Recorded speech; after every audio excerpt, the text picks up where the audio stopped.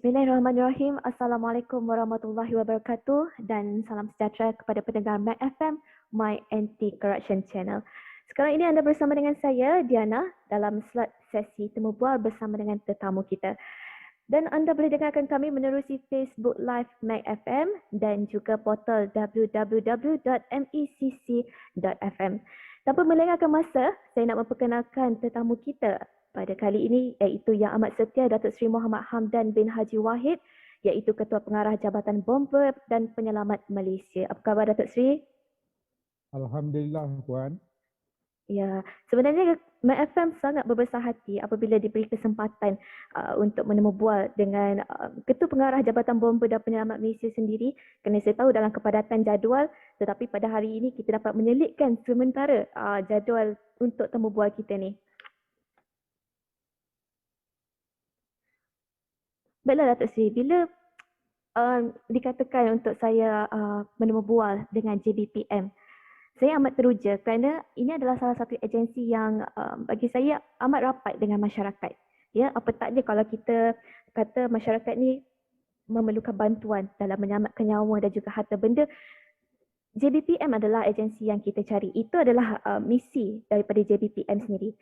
Mungkin Datuk Seri boleh ceritakan ataupun huraikan secara khusus hala tuju Jabatan Bomba dan Penyelamat Malaysia bagi tahun 2021 ini. Terima kasih Puan Diana dan juga para pendengar bagi macc.fm. Pertama sekalinya saya ingin mengucapkan terima kasihlah kepada pihak radio MACC FM ini kerana memberi peluang untuk saya bersama di dalam ruangan ini. Dan saya amat terharulah. Dan tadi pun kita telah pun membuat pelancaran bersama dengan Datuk Seri Samsun Bahrain, Muhammad Jamil, iaitu Timbalan Pesuruhjaya SPRM yang dalam kita untuk melaksanakan program jelajah anti rasuah seluruh Malaysia bagi SPRM dan juga JPBM. Sebenarnya di samping rutin pengurusan dan pentadbiran biasa yang kita kendalikan pada tahun 2021 ni Puan, Jabatan Bomba sebenarnya akan mengoptimalkan keupayaan dan juga peranan kita dalam sektor kebombaan dan keselamatan dengan hala tuju yang telah kita tetapkan berasaskan kepada analisa pencapaian kita tahun lepas dan juga pengalaman-pengalaman dan juga informasi-informasi yang kita ada, yang mana kita lihat bahawa pada tahun 2021 ni penekanan utama kita beberapa fokus lah. Fokus yang pertama adalah untuk melaksanakan strategi-strategi yang telah termaktub di bawah Dasar Kebombaan dan Penyelamatan Negara ataupun DKPN 2030 yang baru-baru ini telah pun diluluskan oleh pihak Kabinet pada 11 Januari 2021. Fokus kita yang kedua, hala tujunya adalah untuk membangunkan infra, fasilitis dan juga sistem kebombaan serta juga melaksanakan pemodenan sistem penyampaian perkhidmatan kebombaan. Dan fokus kita yang ketiga, hala tuju yang ketiga adalah penekanan ke atas meningkatkan tahap kompetensi dan juga profesionalisme warga dan sumber manusia di dalam Jabatan Bomba dan Penyelamat Malaysia, khususnya kepada warga yang berhubung terus dengan rakyat di dalam tugas-tugas pengoperasian kebombaan dan juga penyelamatan. Dan fokus yang keempat adalah untuk kita menambah baik peruntukan undang-undang, keselamatan kebakaran dan juga kita perlu memantapkan penguatkuasaan keselamatan kebakaran dan kebombaan ini bagi memastikan rakyat ini dalam persekitaran yang selamat. Dan fokus dan hala tuju kita yang terakhir di dalam tahun 2021 ini adalah untuk memperkasakan penglibatan secara inklusif semua pihak ataupun merakyatkan perkhidmatan kebombaan dan keselamatan kebakaran. Jadi kita percaya bahawa daripada pengalaman dan analisa keadaan persekitaran yang ada, kita percaya 5 fokus ini adalah merupakan satu fokus yang amat penting bagi memastikan hala tuju perkhidmatan kebombaan boleh disampaikan dengan efisien dan juga dengan respon time yang secara responsif dan juga efektif kepada rakyat. Puan. Baik Datuk Seri, kalau kita lihat negara kita menghadapi wabak COVID-19 daripada tahun lepas 2020 hingga pada sekarang ini, dan kita tahu JBPM antara agensi yang menjadi barisan hadapan dalam mengawal wabak COVID-19 di negara kita. Apa antara cabaran dan juga kekangan yang dihadapi oleh pasukan JBPM? Sejak penularan COVID-19 dikesani pada awal tahun 2020, Puan, kita percaya bahawa tahun 2020 ini adalah merupakan tahun yang cukup tinggi cabarannya kepada semua rakyat ataupun kalau kita tengok seantero dunia ni lah, di mana kehidupan, aktiviti sosial, aktiviti ekonomi dan sebagainya banyak terkesan disebabkan oleh pandemik yang kita rasa mengejutkan dan mencabarkan kita pada ketika ini. Sejak penularan dikesan pada bulan Februari 2020 tahun lepas di Malaysia, Jabatan Bomba dan Penyelamat Malaysia telah memikul tanggungjawab yang cukup besar sebagai salah satu agensi frontliner utama untuk menangani wabak ini. Sehingga kini, Puan, 8,000 anggota Jabatan Bomba telah terlibat secara langsung dalam melaksanakan 17,585 operasi yang merangkumi 7 tasking yang kritikal bagi menangani pandemik COVID-19 ini. Yang pertamanya, salah satu tasking kita adalah Humanitarian Assistance Disaster Relief atau HADR. Ini adalah salah satu tugas yang penting apabila mulanya pada Februari 2020 ni, kembalinya orang daripada Wuhan, rakyat Malaysia dan juga datangnya daripada Korea dan Itali memasuki negara, kita merupakan antara agensi yang di barisan hadapan untuk membuat segala detection dan juga segala disinfeksi dan juga sanitasi ke atas diri orang ini dan juga ke atas luggage dia, termasuk juga untuk pesawat di lapangan terbang antarabangsa KLIA. Ini merupakan tindakan kita peringkat awal dulu pada Februari 2020. Dan seterusnya apabila berlakunya ada gejala penularan iaitu positif COVID-19 di dalam negara, kita dah mula sibuk dengan pemindahan mangsa dari tempat berlakunya epicenter ke tempat-tempat pusat kuarantin dan juga ke hospital COVID. Dan operasi ini kita telah jalankan sebaik mungkin yang di bawah SOP dan juga arahan daripada KKM dan juga MKM. Tasking yang kita ketiga adalah operasi disinfeksi di kawasan epicenter dan juga di pusat-pusat PUI dan juga pusat PUS atau pusat kuarantin. Dan tasking kita yang 4 adalah tugas-tugas sanitasi awam seperti yang sedia maklum, mungkin nampak di dalam berita media elektronik dan juga media cetak hari-harinya yang membuat kerja-kerja sanitasi dan disinfeksi ini adalah merupakan sebahagiannya adalah anggota warga Jabatan Bomba dan Penyelamat Malaysia. Yang mana pada pagi tadi saya semak kita sudah melaksanakan hampir 15,300 operasi yang melibatkan 17,000 premises yang kita buat sanitasi awam. Kita juga terlibat di dalam bantuan pengurusan jenazah bagi mangsa yang meninggal akibat daripada COVID-19, membantu KKM dan pemeriksaan pusat keselamatan kebakaran stesen kuarantin nak memastikan stesen kuarantin ini dalam keadaan selamat bukan saja untuk dari aspek kesihatan tetapi juga dari aspek kebakaran. Dan juga kita terlibat yang ketujuhnya tasking kita penghantaran bantuan keperluan komuniti di kawasan-kawasan yang MCO, sama sekali EMCO ataupun Enhanced Movement Control Order dan juga kawasan pendalaman yang banyak terkesan disebabkan oleh terhentinya aktiviti-aktiviti pengangkutan dan juga ekonomi pada peringkat awal dulu. Jadi inilah cabaran-cabaran yang kita hadapi. Kerana apa? Saya bercakap tentang tugas-tugas yang kita laksana ni. Cabaran kita yang nyata adalah anggota pemadam dan juga penyelamat beroperasi mengurus bencana dalam bencana. Maksud saya sebut ni, bencana dalam bencana ni maksudnya tugas kecemasan yang lain masih perlu dilaksanakan bagi respon kerja-kerja pemadaman, mencari penyelamatan, khidmat kemanusiaan yang panggilannya sebanyak 110,000 panggilan kecemasan tahunan secara tetap, ini kita masih buat. Pada masa yang sama, diperlu juga kita mengendalikan tugas-tugas di bawah COVID ini yang telah ditetapkan oleh pihak MKN dan juga KKM. Artinya, tugasan dan juga jumlah beban kerja ni berlipat ganda dan ini merupakan satu cabaran yang besar.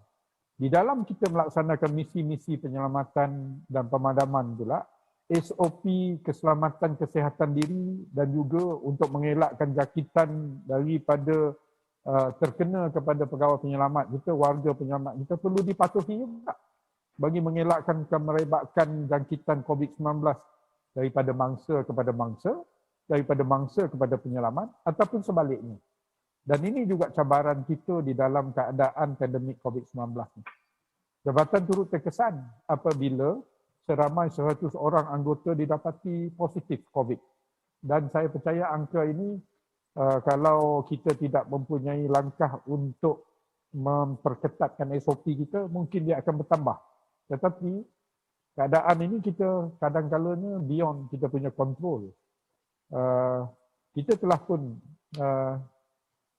mengalami seorang pegawai kita meninggal kerana COVID-19 pada tahun 2020, salah seorang pegawai kanan. Dan selain daripada itu juga, pengoperasian 162 balai bomba turut terjejas akibat daripada adanya anggota yang positif ataupun terdedah dengan kontak dan bertugas ketika itu di dalam balai. Kita takut menyebar kepada anggota lain dan juga mencemarkan kawasan balai bomba. Kita perlu pula tutup sementara waktu 162 balai ini dan kita terpaksa buat sanitasi. Dan pada masa yang sama juga kita pastikan redeployment, penjajaran semula daripada anggota-anggota di balai-balai yang lain berdekatan untuk menjaga kawasan jagaan kawasan balai yang terkesan. Jadi cabarannya cukup tinggi Puan, dan seperti mana yang saya nyatakan tadi, inilah merupakan cabaran yang kita jelas nampak. Ya Puan. Ya, kalau kita lihat mungkin sepanjang wabak COVID-19 ni, apa masyarakat yang nampak pihak JBPM datang membantu dan sebagainya. Mungkin dalam kesempatan ini kita nak tahu ataupun masyarakat nak tahu antara pengalaman menarik ataupun cerita yang boleh dikisahkan di sini oleh JBPM sendiri. Pengalaman yang menarik sebenarnya Puan yang saya nampak lesson learned daripada episod disaster within disaster. Kita ada pandemik COVID-19. Pada masa yang sama kita juga ada banjir sebagai contoh. Ya. Artinya kita untuk menangani banjir di dalam keadaan pandemik. Dulu tidak pernah kita terfikir perlunya kita memakai mask. Kita perlu pakai PPE lengkap, apron dan sebagainya. Perlu sanitasi, visor masa menyelamatkan mangsa banjir. Tetapi yang kita lihat daripada lesson learned ini, episod disaster within disaster ini, kita perlu mempunyai satu langkah yang lebih tinggi lagi, satu step ke atas dari segi pelindungan diri, dari segi menangani mangsa, dari segi menyelamat dan juga dari segi kita menguruskan bencana ini. Jadi ini merupakan satu perkara yang cukup menarik. Mungkin dia akan menjadi sejarah di dalam kehidupan kita di masa akan datang yang kita akan ceritakan kepada generasi-generasi selepas ini. Tetapi yang saya rasa memberi kesan pada kita adalah pengalaman-pengalaman dan juga cabaran-cabaran yang tinggi ini. Kerana semasa kita mengendalikan kejadian kecemasan, baiknya dalam aspek kebakaran, kemalangan, khidmat manusia, kita juga berhadapan dengan sesuatu yang tidak nampak, iaitu virus COVID-19 yang mungkin boleh tertular kepada kita ataupun kita kepada mangsa. Jadi ini perlu kita ambil satu langkah pendekatan di masa akan datang sebagai salah satu rujukan yang mana ianya akan menjadi panduan ataupun SOP sekiranya berlaku peristiwa dan juga musibah seperti ini di masa akan datang. Kita memohon dan juga berdoa pada Allah Subhanahu Wa Taala semoga keadaan ini akan semakin reda dan adalah penawarnya. Dan di masa yang akan datang, kalau kita tahu bahawa adanya pandemik seperti ini lagi berlaku di masa akan datang, pengalaman yang masa kini amat berharga untuk kita gunakan sebagai pedoman dan juga panduan di masa akan datang. Yang menariknya adalah kita melihat bahawa kaki tangan kita buat kerja lebih daripada line of duty yang biasa kita buat. Sebagai contohnya untuk mengendalikan pengurusan kematian akibat daripada COVID-19 ini, dalam pengurusan jenazah ni, salah satu yang cukup menariknya, SOP ni cukup ketat. Dan pada masa dulu, orang bomba ni biasa bekerja as a team. Jadi bila kena COVID-19 ni, masuk dalam jentera bomba sebagai satu pasukan, duduk dekat-dekat, mula risau. Tetapi kita percaya langkah-langkah awal perlu dibuat di peringkat balai. Sebagai contohnya screening dari segi kesihatan dia. Supaya jangan ada yang mempunyai gejala dalam balai. Kalau kita dipanggil untuk respon sesuatu kecemasan, dalam jentera duduk dekat-dekat, kawan lain terjangkit, nescayanya dia akan menjadi satu pemerebakan yang tidak boleh terkawal. Kita perlu jajarkan pula balai itu, kaki tangan perlu dikarantinkan, perlu diuji, dan mungkin balai itu perlu disanitasi. Inilah merupakan pengalaman-pengalaman yang kepada saya sesuatu cabaran yang cukup tinggi, Puan. Dan ia merupakan pengalaman yang menarik bagi seseorang kita panggil sebagai fire safety manager. Terima kasih, Puan. Ya, dan siapa yang sangka dalam kita menghadapi pandemik tahun lepas dan tiba-tiba bila di hujung tahun kita masih lagi dalam pandemik tetapi dilanda pula dengan ujian banjir, kan? Tapi walau bagaimanapun rakyat Malaysia sendiri nampak bukan saja JBPM tetapi semua barisan hadapan berdedikasi untuk menyampaikan khidmat dan juga bertugas dengan sebaik mungkin. Baik Datuk Seri, saya nak bawa ke arah isu mengenai rasuah. Ya, kalau kita lihat selalunya ataupun kerap kali bila dikatakan mengenai isu rasuah dikaitkan dengan penjawat awam. Perkhidmatan awam secara umumnya memang menghadapi rasuah yang agak membimbangkan. Itu adalah mengikut statistik juga. Bagaimana Datuk Seri melihat isu rasuah dan juga integriti dalam kalangan warga JBPM? Ya, Puan, terima kasih. Kebelakangan ini, Puan, banyak diperkatakan mengenai isu yang melibatkan integriti, ketanggungjawaban, terutama sekalinya organisasi perkhidmatan awam. Mahupun di dalam kalangan warga perkhidmatan awam itu sendiri. Kan? Kalau kita tengok isu penyalahgunaan kuasa, pembaziran, pecah amanah, rasuah, penyelewengan, ketirisan dana awam, walaupun dilakukan oleh segelintir pejabat awam, tetapi kalau kita lihat tempias dia tetap terkena kepada seluruh sektor awam dan juga pihak kerajaan. Bukan semua pejabat awam langsung tidak mengamalkan budaya integriti. Sebaliknya, kebanyakan pejabat awam sentiasa mendukung prinsip utamakan integriti demi memberi perkhidmatan terbaik kepada rakyat dengan sedaya upaya yang boleh. Namun trend peningkatan statistik kes-kes rasuah, penyelewengan, salah guna kuasa, perlakuan tidak berintegriti di dalam kalangan pejabat awam ini mula nampak membimbangkan. Dalam bomba itu sendiri, kalau saya tengok pada tahun 2020, sepanjang tahun 2020, unit integriti telah menerima dan merekodkan 63 kes aduan berkaitan dengan pelanggaran integriti dan juga accountability. Jadi kita telah pun membuat satu tindakan yang serius sehingga 39 daripada kes ini kita telah ambil tindakan tertertib tanpa mengira pangkat, tanpa mengira di mana dia bertugas, dan akibat daripada ini seramai lebih kurang 14 orang telah pun diambil, 17 orang telah pun diambil tindakan untuk dibuang kerja, sebagai contoh. Kita juga ada kes-kes di mana berlakunya ketidakhadiran bertugas, penyalahgunaan dadah, salah guna kuasa, pelanggaran tata cara perolehan, kesalahan syariah, pelanggaran tata cara keuangan, kes-kes yang ditangkap oleh pihak SPRM, pelanggaran-pelanggaran PKP. Kita percaya bahawa ini ada kaitan dengan integriti dan juga accountability pegawai-pegawai itu sendiri. Dan sekiranya mereka tidak menyerapkan nilai-nilai yang bagi mengetahui tentang the do's and don't di dalam perkhidmatan awam ini, ianya akan menjadi satu budaya yang tidak baik. Dan kita percaya bahawa isu rasuah dan integriti di kalangan warga Jabatan Bomba dan Penyelamat Malaysia ini mula nampak kerisauan. Apatah lagi baru-baru ini kita telah pun dinaik taraf daripada taraf risiko rendah kepada sederhana, sederhana kepada tinggi. Artinya bila naik ke tahap yang lebih tinggi ini, kita percaya bahawa kita ni duduk di dalam kawasan ataupun di dalam keadaan yang berisiko tinggi. Kita perlu membuat pemantauan, kawalan dan juga pemerhatian yang cukup rapi.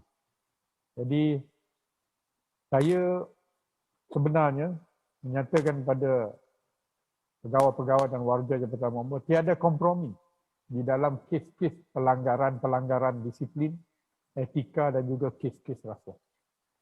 Ya, Puan. Ya, sebenarnya apa yang saya lihat, rakyat Malaysia sebenarnya sangat memandang tinggi akan tugas yang dilakukan oleh pasukan JBPM. Sehingga kan pegawai-pegawai ini dilabelkan sebagai hero Malaysia. Kalau kita lihat di dada akhbar sebelum-sebelum ini pun beberapa kes yang menarik perhatian masyarakat ataupun rakyat Malaysia ini ada yang bertugas hingga tergadainya nyawa. Ya, ini adalah satu label yang rakyat Malaysia sering labelkan sebagai hero Malaysia. Tapi bagaimana JBPM nak memastikan komitmen pegawai-pegawai ini bukan sahaja menjadi hero Malaysia tetapi menjadi hero yang berintegriti? Betul, Puan. Ini dengan soalan Puan tadi saya betul-betul terkesan bila pembentukan sahsiah dan kepribadian yang tinggi hero-hero ini. Sebenarnya kalau kita lihat dari segi sistem pengambilan kita bermula lagi daripada pemilihan calon-calon yang memasuki perkhidmatan bomba ini. Bermula dengan pengambilan, kita akan buat segala ujian, termasuk juga ujian pemerhatian kepribadian. Di dalam kita melaksanakan pengambilan untuk grade KB19, grade KB29 dan juga grade KB41 yang lebih tinggi ini, kita ada satu program yang kita panggil sebagai program penilaian individu bomba, PPID. Di mana kita membuat penilaian mereka ini dari segi sahsiah diri dia. Di mana mereka ini akan kita kumpulkan, letak dalam satu grup, di mana kita akan melihat dari segi aspek kepimpinan dia. Kita nilaikan dari aspek integriti dia, dari segi aspek membuat keputusan dia, dan juga dari aspek dia kecerdikan dan juga kepantasan dia menyelesaikan masalah. Daripada PPID ini baru kita select ataupun pilihkan kaki tangan yang untuk berkhidmat di dalam Jabatan Bomba melalui satu temuduga lagi. Dan proses ini adalah merupakan proses yang memang kita buat sejak pada tahun 2012 lagi.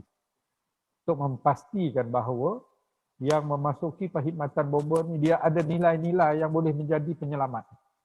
Because dia tidak boleh di-force ataupun dipaksa kepada seseorang nilai murni yang ada dalam dia ni.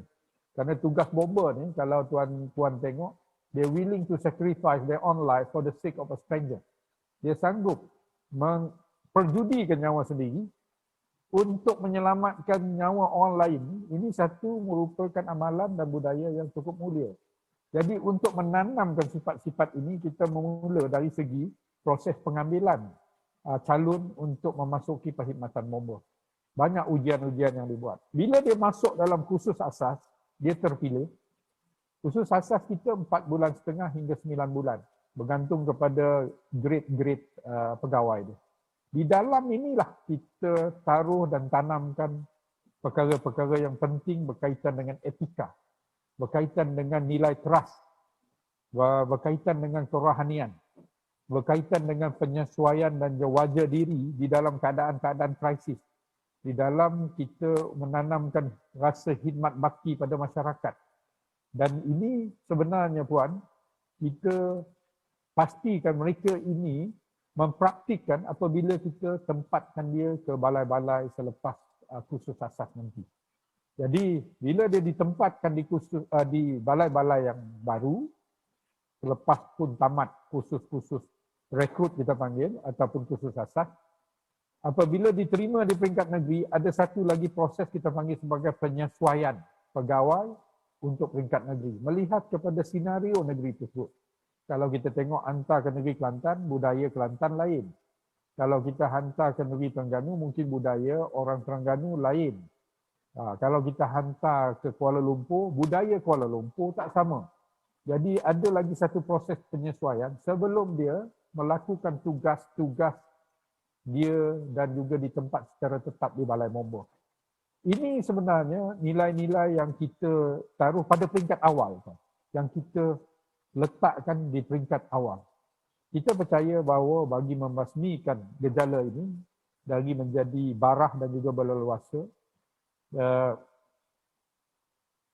di dalam negara ini berkaitan dengan rasuah, kita perlu ada plan, kita perlu ada program, kita perlu ada inisiatif dan langkah proaktif dirangka untuk memastikan bahawa mereka ini memperkasakan integriti dan juga accountability supaya mereka ini dapat menghayati dan mengamalinya dengan lebih berkesan.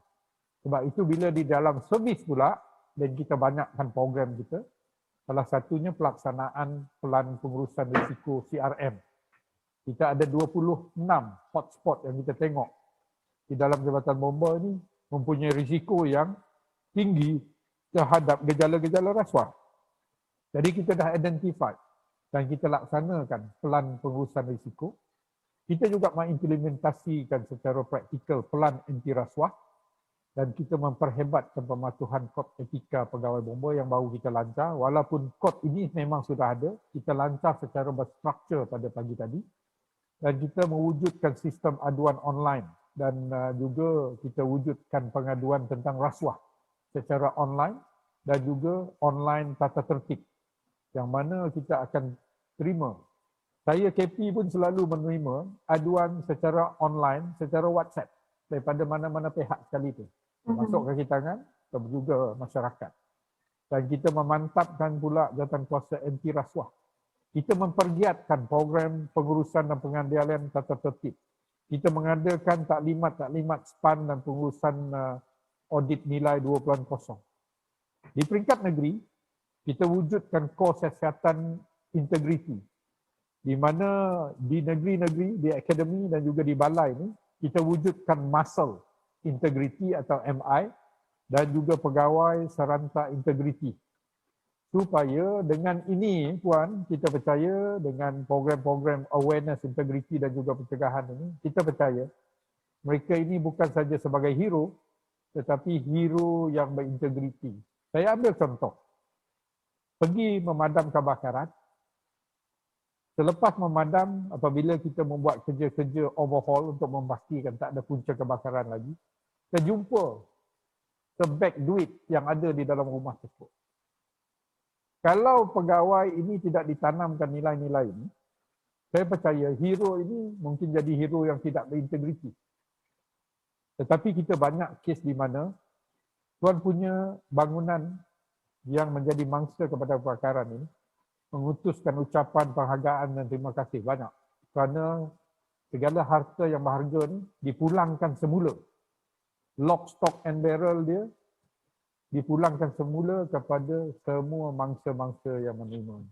Jadi saya percaya ini salah satu contoh yang saya rasa kalau tidak ada nilai-nilai integriti dan accountability, mereka ini mungkin akan membuat sesuatu yang tidak baik. Sebagai contohnya, di dalam penyelamatan search and rescue dan juga penyelamatan road traffic accident, kadang-kadang mangsanya meninggal, kadang-kadang mangsanya cedera parah, tidak sedarkan diri. Kalau tanpa ada nilai integriti, tak ada belas kasihannya, nilai murni yang ada, sanggup mengambil barangan orang yang menjadi mangsa yang telah menerima musibah. Ini suatu perkara yang tidak boleh diterima langsung dalam apa budaya sekalipun. Jadi saya percaya Puan, kita nak bukan saja mereka ni menjadi hero, tetapi hero yang berintegriti. Terima kasih Puan. Ya, saya sangat tertarik apabila dikatakan antara nilai-nilai yang diterap di peringkat awal, kerana untuk membentuk jati diri, contohnya sebagai penjawat awam lah, ia harus diterapkan dari peringkat awal, ya, sebelum daripada berkhidmat lagi. Itu yang saya suka.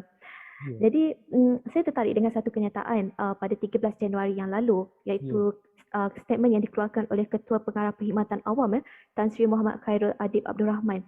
Beliau menasihatkan penjawat awam ini supaya tidak boleh bersikap jangan jaga tepi kain orang. Dia suruh kita menjaga ataupun kita mengambil tahu dan peduli, terutamanya perlakuan mereka yang rakan-rakan sepejabat kita inilah. Ini adalah sebenarnya adalah salah satu usaha untuk mencegah perbuatan rasuah dalam perkhidmatan awam. Bagaimana JBPM menyahut saranan ini? Ya Puan, terima kasih Puan. Di dalam usaha untuk kita mencegahkan amalan dan budaya yang negatif ini menular di dalam sesebuah organisasi, saya percaya bahawa usaha bersepadu secara kolektif harus dipikul bukan oleh seseorang tetapi bersama. Bila bersama ni, ianya tidak boleh dipikul seorang saja. Setiap anggota dalam organisasi tersebut perlu ambil tahu perkembangan dan juga perubahan di sekelilingnya dan termasuk juga mengetahui tentang perlakuan rakan di dalam environmentnya. Saya amat setuju dengan saranan Tan Sri KTPA tentang keperluan budaya, kepekaan, iaitu kita perlu menjaga tepi kain orang.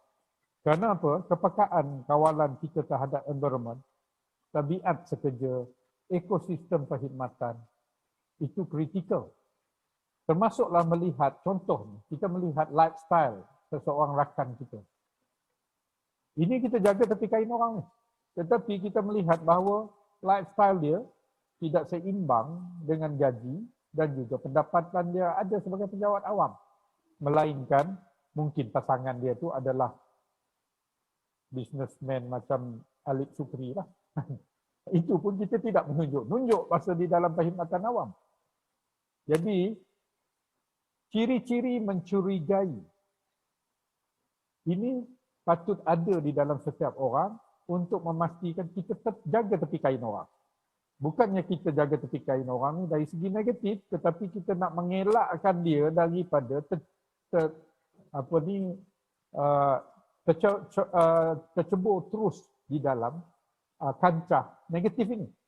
Sebagai contohnya, kita lihat juga rakan-rakan kita yang mempunyai karakter-karakter yang berbeza.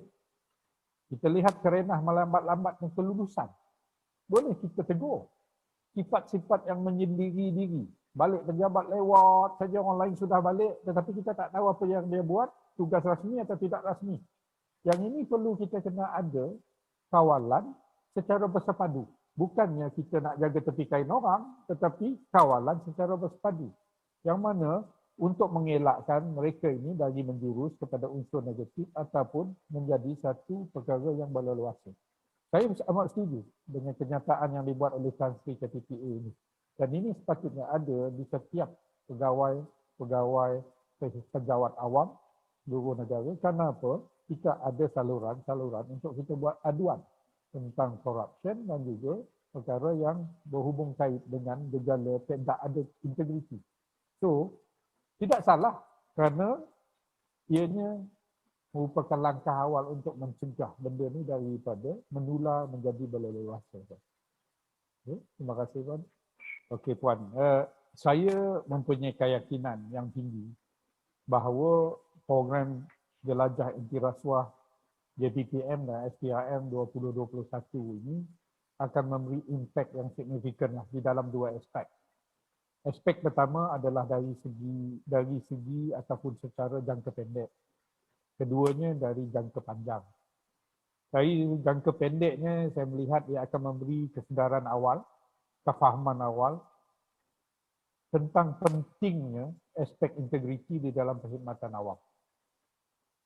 Dan juga dia akan meningkatkan tahap pengetahuan dan kefahaman awam ini tentang perkara the do's and don't yang lebih terperinci. Dan juga dia akan menjadi satu kesedaran awal yang penting menunjukkan bahawa betapa bahayanya kesan daripada amalan rasuah kepada organisasi, kepada bangsa dan negara. Aspek yang kedua adalah jangka panjang. Saya percaya penerusan program seperti ini akan membina asas yang kuat untuk warga-warga jabatan ini menghayati, mengamali dan seterusnya membentuk budaya nilai serta etika murni secara berterusan. Jadi saya percaya ia merupakan satu program yang cukup baik dan signifikan yang memberi impak dan outcome yang positif di masa akan datang. Khususnya untuk generasi-generasi penjawat awam yang akan datang. Karena seperti mana yang Datuk Seri Samsun nyatakan tadi, bila dibuat satu bancian, nampaknya bancian itu menunjukkan keputusan yang amat mengejutkan dari segi pandangan-pandangan setengah generasi ataupun golongan-golongan di dalam perkhidmatan awam. Ini kita cuba nak elakkan. Terima kasih, Tuan. Ya, apa harapan Datuk Seri sendiri terhadap hubungan strategik yang telah dijalinkan antara JBPM dan juga SPRM? Harapan saya, Puan, hubungan strategik ini akan membawa kesan yang positif untuk jangka panjang, khususnya dalam usaha untuk membenteraskan gejala rasuah, gejala penyelewengan, salah guna kuasa bukan sekadar dalam jabatan bomba saja, tetapi juga di dalam industri kebombaan keseluruhannya. Bukan dalam jabatan saja, tetapi industri ini sendiri, demi untuk menyumbang kepada indeks ketulusan negara, agar kita boleh menduduki top 10 di dalam Transparency Index dunia, yang mana kita jatuh pada 57, saya difahamkan, kedudukannya sekarang. Dan juga dia akan menyumbang kepada menjadikan negara Malaysia ini dikenali sebagai negara maju dan dinamik yang disegani kerana nilai integriti yang tinggi. Bukannya popular sebagai sebuah negara rasuah penuh dengan skandal. Itu saya punya harapan. Ya, baru-baru ini dilancarkan program Jelajah Anti Rasuah JBPM dan juga SPRM. Ini yang menzahirkan usaha serius JBPM dalam menolak rasuah sekeras-kerasnya. Bagaimana pandangan Datuk Seri untuk melihat kesan jenayah rasuah ini terhadap perkhidmatan awam, terutamanya khusus dalam agensi JBPM sendiri? Ya, dan saya juga berharap agar kerjasama yang dijalinkan ini bukan pada hari ini saja, tetapi pada masa-masa akan datang. Akan diteruskan, Puan. Ya, dan mungkin juga satu cadangan apabila ada pegawai-pegawai bomba yang lain boleh menghadiri temu bual bersama dengan MFM juga untuk berkongsikan sendiri pandangan dan sebagainya kepada masyarakat. Sudah tentu, Puan. Kita sentiasa, seperti saya nyatakan tadi, kerjasama strategik kita dengan SPRM akan kita teruskan dan kita mantapkan di masa akan datang, bukan dalam program jelajah anti rasuah saja. Pada masa yang sama juga, kita, Puan, sedang mewujudkan Bomba Channel, iaitu TV. Dan kemungkinan pada masa yang sama, kita juga menjemput pihak-pihak daripada pengurusan tertinggi dan juga dari segi kumpulan pegawai-pegawai yang mempunyai, yang melaksanakan program kesedaran untuk anti rasuah dan integriti ini, juga boleh masuk di dalam program-program kita, ruangan kita sediakan, di mana mereka ini akan kita blast kepada seluruh negara, bukan saja bomba Malaysia tetapi juga bomba pelabuhan, bomba lapangan terbang, bomba tentera, bomba sukarela dan juga bomba di institusi dan di industri-industri yang berbahaya seperti Petronas dan sebagainya. Jadi kita boleh sebarkan kepada semua warga-warga ini. Jadi at least kita percaya bahawa program kita ini bukan hanya di dalam ruang lingkup Jabatan Bomba saja, ia juga menjadi suatu bahan yang untuk tetapi orang ramai, khususnya dalam perkhidmatan kebombaan ini dan juga pada industri kebombaan. Ya, Puan? Ya, satu cadangan yang baik sekali saya rasa. Dan sebenarnya kita pun dah sampai ke penghujung dalam sesi temu bual kita pada hari ini. Dan saya nampak dan saya lihat akan harapan yang dinyatakan pada hari ini oleh Ketua Pengarah JBPM hari ini akan sedikit sebanyak menyuntik semangat kepada pegawai-pegawai khususnya dalam JPPM untuk melaksanakan tugas mereka dengan lebih berdedikasi dan juga berintegriti. InsyaAllah. Bukan nak katakan satu-satu jabatan ini sebenarnya dicemar nama bukan kerana atas kata kes-kes tersebut hanya kecil je Datuk Seri. Hanya nilai-nilai yang setitik inilah yang merosakkan nama agensi ini. Jadi usaha ini saya nampak mungkin sikit sebanyak kita nak membantu membasmikan nilai-nilai yang akan membusukkan nama agensi dan sekaligus perkhidmatan awam. Ya, Mak, setuju sekali. Ya, terima kasih sekali lagi kepada Yang Amat Setia Datuk Seri Muhammad Hamdan bin Haji Wahid, Ketua Pengarah Jabatan Bomba dan Penyelamat Malaysia atas sesi temu bual pada hari ini, dan diharapkan agar kita berjumpa lagi pada masa akan datang, ya Datuk Seri. InsyaAllah, terima kasih juga Puan kepada pihak Puan kerana memberi saya peluang untuk bercakap melalui channel NACC FM ini, dan kita amat hargai. Kita doa semoga semua rakyat Malaysia khususnya warga perkhidmatan awam sentiasa diberkati dan juga dirahmati Allah Subhanahu Wa Taala. Sekian, terima kasih. Assalamualaikum. Waalaikumsalam.